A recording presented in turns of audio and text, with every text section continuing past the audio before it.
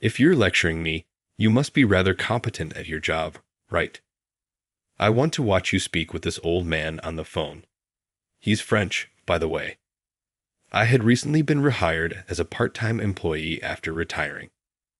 Taking directions from someone like me appears to make him unhappy. I was asked to bargain in French by Ryan, the recent hire who takes great pride in his Harvard degree. Go ahead and speak with him, old man. I thought you were being arrogant, didn't you? What's wrong? I will speak. Oh. I got a slight shove on the shoulder from Ryan. I was getting really irritated. Is that correct? I inhaled deeply before picking up the phone. Ryan's face went white when he saw what I did. William is my name. After years of arduous labor, I recently retired this year at the age of 65. During my retirement farewell tour, I was requested to stay with the company on several occasions. I was pleased that my efforts had been acknowledged. I therefore made the decision to rejoin a sizable, reputable trading organization where I had ties after talking it over with my wife. I was anxious to demonstrate that I still had what it took, since I never imagined that I would be able to find another work at 65. But my wife and I had also organized a trip overseas. You know, you don't need to exert yourself too much. You truly enjoy what you do, don't you? What are you discussing? Of course, I value you more than my job. However, if you wanted to, are you certain you could still work a full-time job? No, everything is all right. I've already put forth enough effort. Let the younger generation take the initiative. My wife was aware of my enthusiasm for my work and how much I genuinely enjoyed it. But I wanted to take advantage of the opportunity to travel with you. Since our honeymoon, this would be our first time traveling alone. In order to have a flexible schedule, I asked to be employed as a part-time employee during my interview. William, we would be overjoyed to have you, they added. The business was more than willing to comply with my request. I was lucky enough to begin working part-time at this new company because they promised to modify my schedule as needed. The task was made easier by the fact that I knew a few faces from past interactions. Naturally, I had a lot of new information to learn, but I quickly caught up by using my experience to make up for my advanced age. People around me valued my hard work, just as they did before I retired. As expected, William, you're incredibly fast. I'm getting older, though. I used to learn things much more quickly in the past. Ask me anything if you don't understand. I'm also becoming rather proficient at this profession. The familiar staff welcomed me even though, in terms of my start date, I was officially the junior. Given my prior work expertise, a few of them even approached me with inquiries when they were stuck. I didn't hesitate to communicate what I knew. It was satisfying to know that my experience may still benefit others, despite the fact that I am now an elderly man. Work is a lot of fun. I'm happy to have found employment in this field once more. I was leading a really happy life. Following a month-long training program, it was time for the new hires to be assigned to their departments. Of course, there was also a new hire in our department. In the midst of the office, we were all called together. This time of year is upon us once more. Please assist the new member who is joining us if they require assistance. The new employee was urged to introduce themselves by the department supervisor, who pushed them ahead. In front of everyone, the newcomer took a stand. He had a smart suit and was fairly attractive. He parted his lips to say something. Hey, does he use English? Incredulously, everyone in the department cocked their heads. Suddenly, the new guy was speaking in English, although it was difficult to understand what he was saying. I apologize for it. I've spent a lot of time at Harvard. Anyway, it's good to meet everyone. Ryan is my name. I'm excited to collaborate with you. Ryan, the newcomer, lowered his head. Everyone cheered courteously, even though they were surprised that he was speaking English. Ryan smiled smugly, seeming as though he mistook their shocked looks. I apologize for that. Sometimes I just forget to speak English because I'm so accustomed to it. When I was a Harvard student, 5 more minutes of Ryan talking about himself. He made sure everyone knew how outstanding his English was by mentioning multiple times that he was a Harvard graduate. So, yeah, it's time to return to work. Let's conclude with the introductions. All right, Ryan, I'm excited to work with you. Thank you, indeed. I'm excited to collaborate with you as well. The boss, Mark, interrupted him and told everyone to return to work.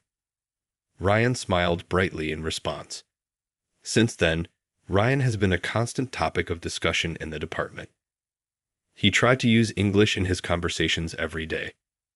Although his excitement was valued, it got to the point where people had to put their job on hold in order to deal with him, which left them grinning awkwardly. As we collaborated, we discovered that Ryan's supposedly fluent English was actually very difficult to comprehend. Ryan would remark, "Well, it just comes out naturally because I only spoke English while I was at Harvard." However, his English was hard to understand, even for native English speakers, and at times we couldn't understand a word he was saying. But he boasted so much that nobody was willing to tell him it out loud. We simply nodded in agreement to continue the conversation even when we couldn't understand what he was saying. Then Ryan came up to me one day. He posed a question, but I tilted my head in perplexity, unable to understand what he was saying. "Could you say that again?" I said. Ryan spoke again, but his unintelligible pace and pronunciation made it impossible to follow. "School" was the only word I could make out. I chose to ask him for a favor, though, because I didn't think I could understand even if he repeated it in English. "Would you mind saying it in Japanese?" Ryan clicked his tongue irritably at my attempt at a courteous grin. "Hey, you're not understanding." "English? Why does this guy working here when he doesn't even speak English?" Everyone working for this company is expected to speak English fluently. Ryan's tone was obviously sarcastic, At that moment, nobody else was present. Ryan gave me a quick smack on the shoulder, knowing this. "Hi, elderly gentleman. I wanted to know where you attended college. English is taught even in Japanese universities, correct?" Actually, though, I didn't attend college. I only received my middle school diploma. "How come?" "In middle school, you're not telling the truth. How did you join this organization?" Ryan started laughing so hard that tears started to form in his eyes. "Oh, hurry up. Really? Is this business so in need of employees that it is employing an elderly man who has only completed middle school and is unable to communicate in English? Oh, I see. I take that you were employed as a janitor." Ryan strolled past me, laughing as though he had no more use for me. Ryan's attitude toward me had a significant change after that day. As we passed each other, he would murmur something in English and snicker behind my back. His tone made it obvious that he was making fun of me, even though I was still unable to grasp his English. His conduct began to worsen once he somehow discovered out I was working part-time. However, throughout my many years of employment, I had already met numerous people who were similar to Ryan. I kept a mature demeanor and tried not to let it get to me too much. He will most likely become bored and quit eventually, so long as it doesn't interfere with my work. In light of that, I carried on enjoying my job as normal, and, when returning home, spending time with my wife. Even if Ryan's presence made things a little more difficult, I was still leading a happy life. William said, "Oh, David, what's up?" A few days later, "I want you to take care of things. Will you look at this for me?" I was given some paperwork by the department manager, David. Looking through them, I saw that they were regarding a contract with St. Corporation, a big American firm. With locations across the world, St. Corporation is among the biggest corporations in the world. I was well acquainted with them. I figured you'd be the best guy for this because they have so many branches. Are you certain that giving someone who works part-time such a large job is acceptable? Oh, William, hurry up. I have faith in you. Oh, Ryan, by the way. David called out to Ryan, "Hey, Ryan." Ryan answered right away but he scowled a little when he saw me. As David went on, "What is it, David?" His scowl changed to one of perplexity and rage. "Ryan, you'll be helping William because you speak English well. Learn from him and observe his methods." "How come? Am I meant to help William?" "As a helper. Yes, keep an eye out since I may give you similar assignments in the future. I'm depending on you, William." I got it. David left the department with a smile on his face. To make copies of the documents, I went to the printer. I heard Ryan complaining behind me. Why must I? Why is this elderly man involved? It was impossible for me not to sigh deeply. I turned to Ryan and scolded him calmly but firmly, looking him in the eye. Work is work, whether you like it or not. Together, let's accomplish this. You may be given this on your own one day, as David mentioned, so listen carefully. The documents are here. I'll go reserve a conference room because we're about to begin our meeting. Hold on there. Ryan appeared unhappy.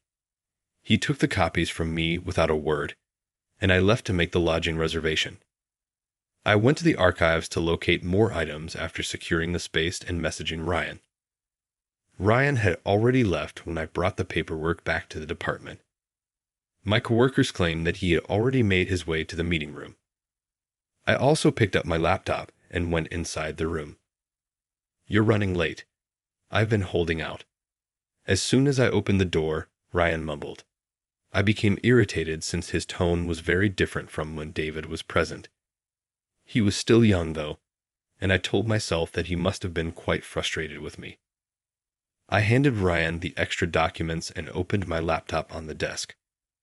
I wanted to know more details. Since we're working with a big business, the typical Japanese techniques might not be effective. Getting as much information as you can is crucial. Document research is essential. I gave the materials to him. These and these are here. Be sure to read them through. He grabbed the papers out of my grasp and nearly pulled them out. Why must I help this elderly man? He's not even fluent in English. Are you even familiar with that laptop? Do you want me to demonstrate keyboard usage for you? I'm perfectly capable of using it. I made every effort to suppress my annoyance by clenching and squeezing my fist tightly. Since he's still young, it was unavoidable. He will inevitably make mistakes at work as well, and rebellion is to be expected. I thought Ryan would work hard this time around because I had saw him approach his work with a serious mindset in the past. All that mattered was that he could successfully finish this large assignment. In light of that, I forced myself not to get upset at what Ryan had said. We began talking about how to move forward with the discussions based on the information we had once he had completed reading the documents. We should concentrate on promoting this since this company is excellent in this field and they appear to be searching for it at the moment. No, this is superior. I would do it this way if it were up to me. However, that strategy might lead to issues that haven't even arisen yet. Furthermore, there wouldn't be much of a loss. All right? What topic are you discussing? The other business might sustain large losses even if ours are little. Thus, we ought to. Are you serious? That would just result in less profit and needless labor. Ryan resisted all of my recommendations. During our conversation, he never once nodded in agreement. I listened to his thoughts, trying to remain composed, because I thought he could have a better suggestion. However, all of his recommendations were flawed.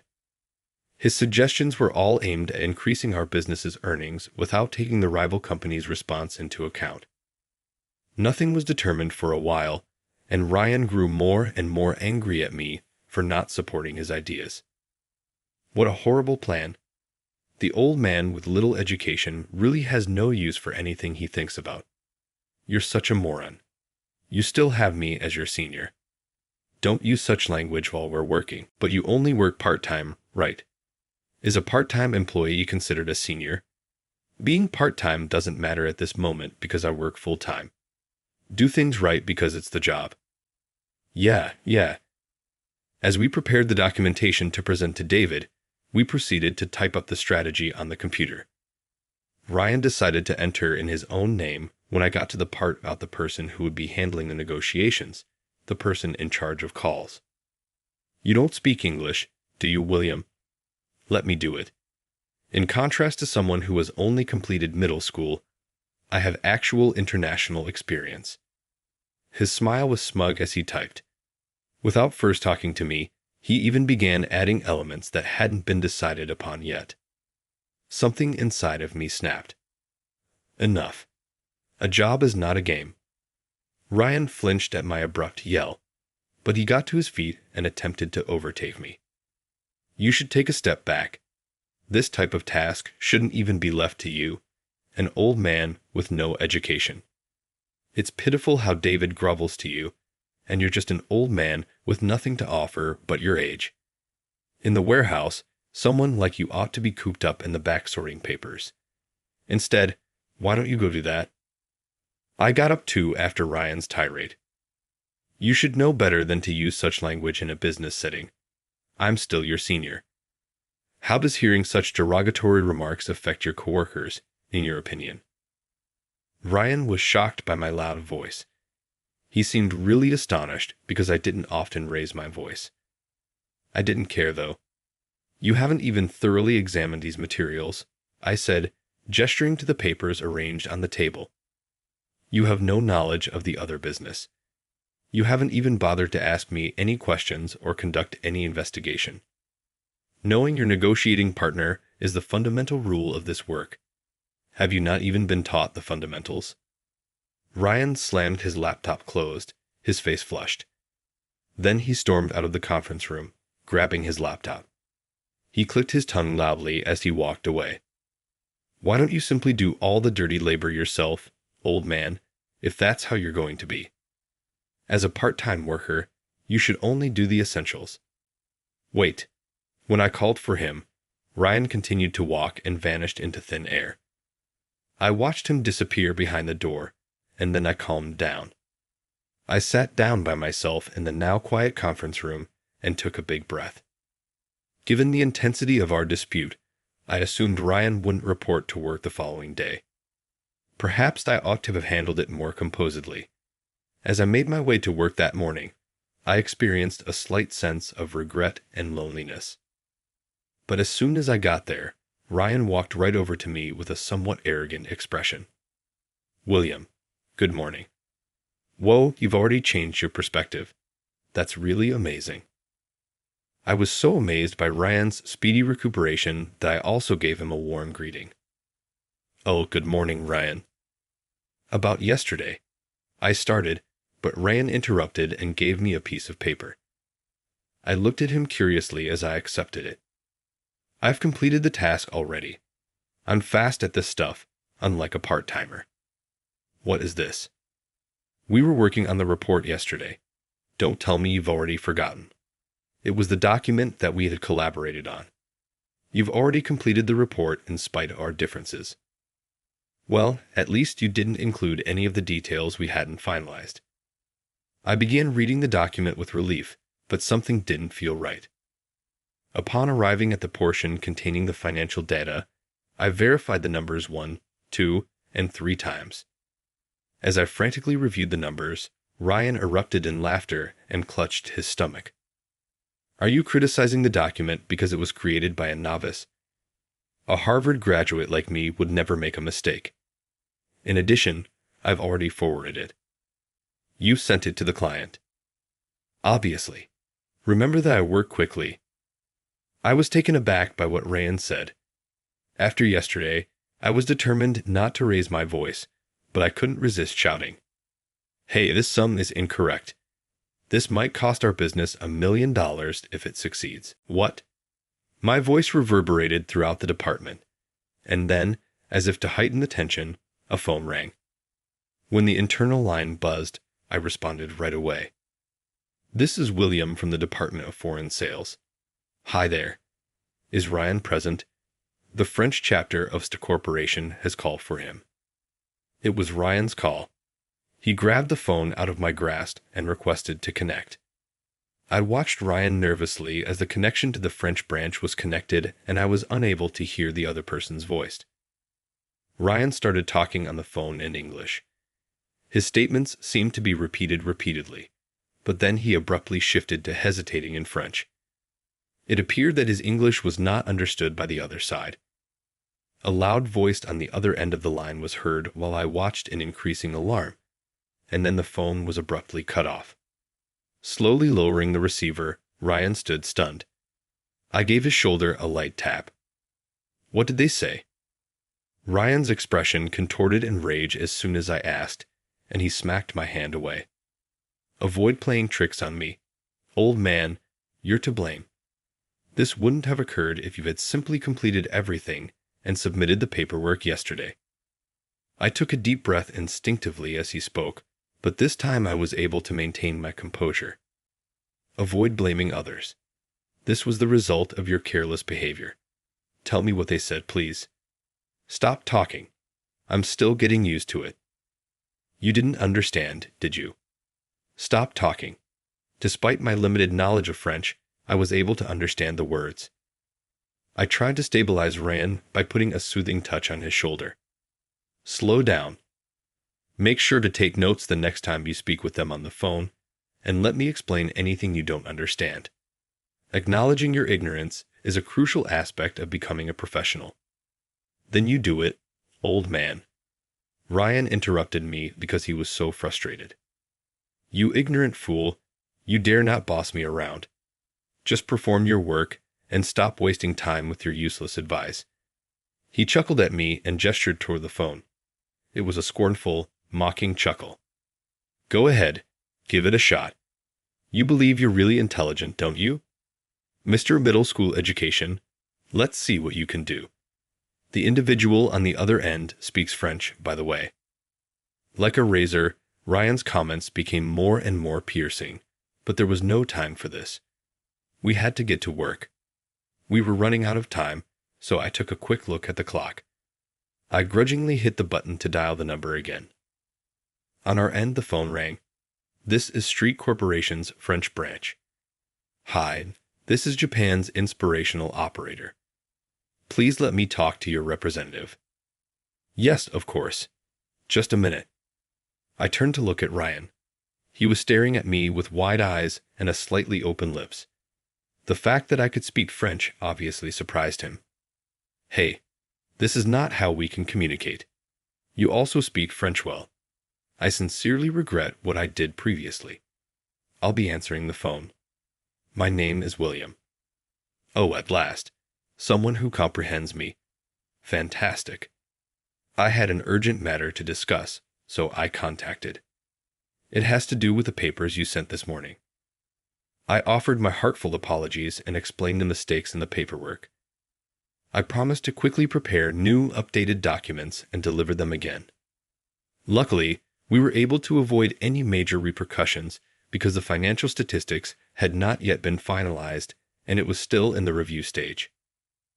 I was relieved, so I thanked the agent and hung up. Woo! We were fortunate to catch it in time. I looked straight at Ryan. You know, they said they couldn't understand a word of your French. So, what if you can speak French? Ryan was ready to respond when the internal phone rang once again. Startled, Ryan leaped. Beep. I apologize, but there are a lot of calls coming in. In addition to the Italian and Spanish branches, there is one from Street Corporation's Chinese branch. Ryan's face went white. I looked at him and realized right once that Ryan probably only spoke English. I hurriedly grabbed the phone and requested that the operator connect me to each branch one at a time. Hello, this is William speaking. I started using Chinese to communicate with the individual on the other end. No time to see how Ryan would respond. I answered calls in a variety of languages, including Spanish, Italian, and Chinese. It had been a long time by the time I was done. I was relieved that the last call was over and took a deep breath. I took a seat and quickly copied my call notes into my notepad. Before I forgot, I had to let the appropriate departments know the specifics. Could you please recalculate the numbers on the docs you created, Ryan? Let's promptly fix them and send them to the branches again. Yes. When I saw Ryan's feeble reaction, I turned to face him. His expression was lifeless, displaying the remorse and annoyance of making a mistake while typing on his computer. Without looking at me, Ryan posed a question to me. How many languages can you speak? About 10. I wrote back. There were people from those regions in my previous job, so once I explained the situation, they understood immediately, and the calls went smoothly. It appears that we can resolve any issue. We truly escaped a bullet. But if it's in English, I cooled. In an attempt to defend himself, Ryan stumbled. In the hopes that it would finally reach him, I couldn't resist sharing what I had heard. You're a really arrogant guy, according to Michael from the American branch. You work quickly, but you make a lot of mistakes, he said. Additionally, he asserted that proficiency in English does not equate to excellence. What?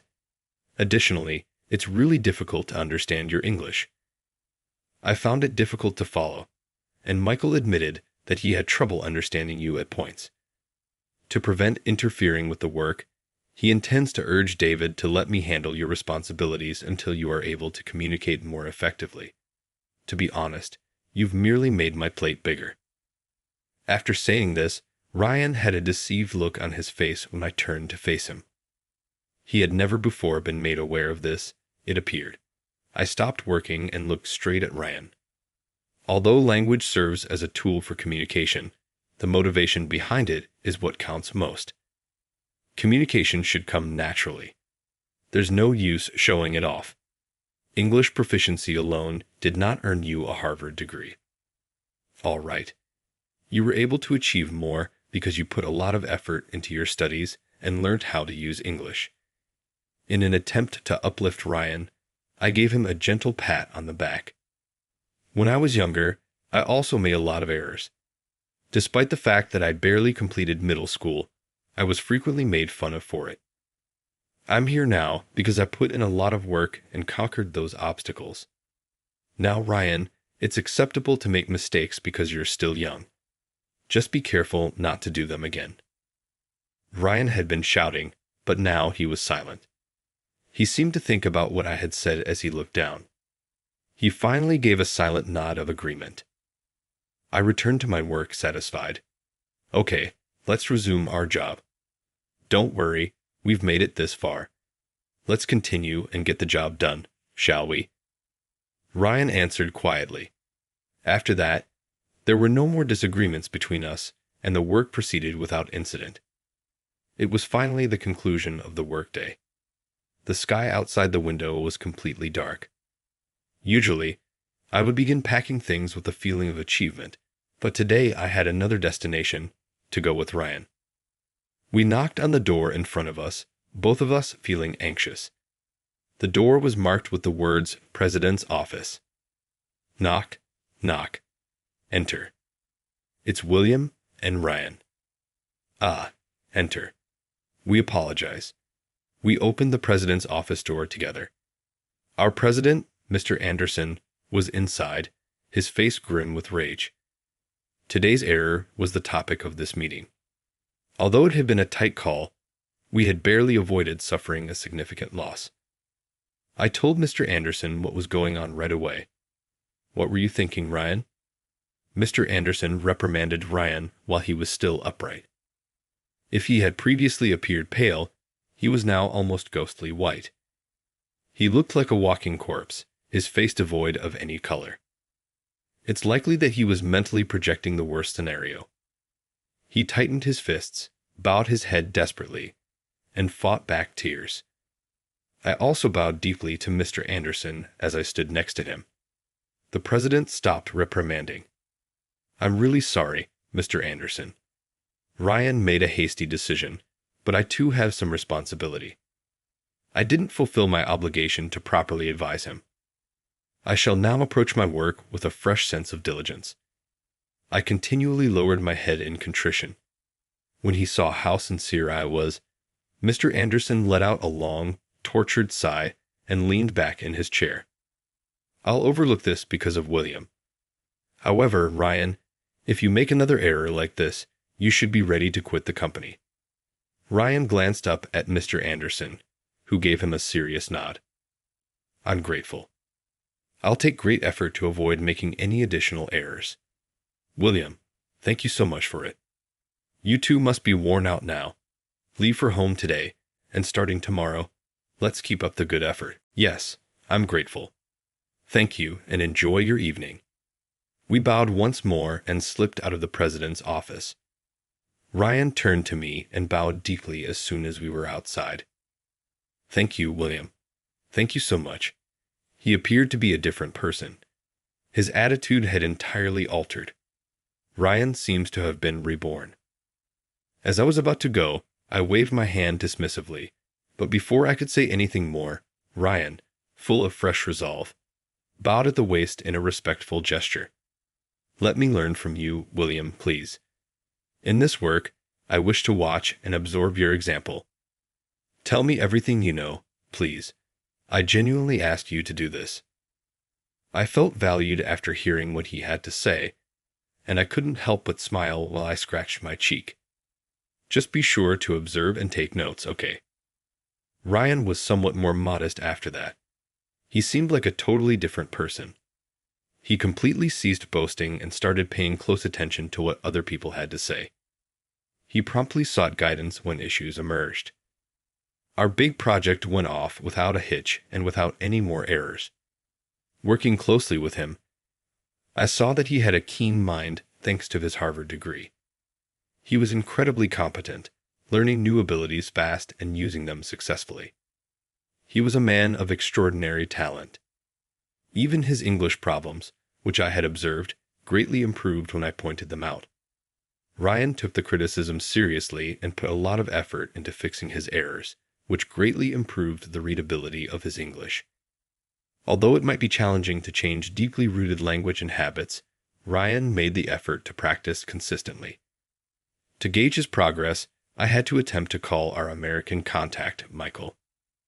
Michael felt a great sense of admiration.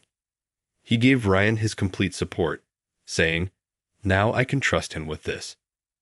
My workload started to lessen as a result, and I now have more time in my schedule because I can take time off anytime I choose. I still work, but I now love taking trips overseas with my wife. Everyone has made mistakes. Nobody has ever succeeded without failing at some point. But the most important thing is what you do when you make a mistake.